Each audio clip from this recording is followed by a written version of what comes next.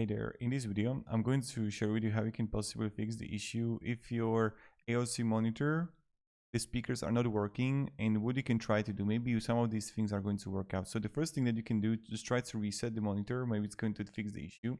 So you're gonna press next to the power button, you're gonna have the menu. Then you want to go to the extra with arrows, like you see right here. This is the extra. And then what you want to do, you want to press menu again and go to reset. I will just zoom it for you. So try to reset it. Maybe that is going to help you with it. Do you see that? And then you just want to press, yes, and then again yes, and then it's going to reset it. So this is something that you want to do and try to maybe fix it. Also, another thing, if you can, try to connect your AOC to different laptops, to different PC, if it's actually the issue is with your computer and connection. This is another thing, because then you know that this can be like some kind of like Windows issue.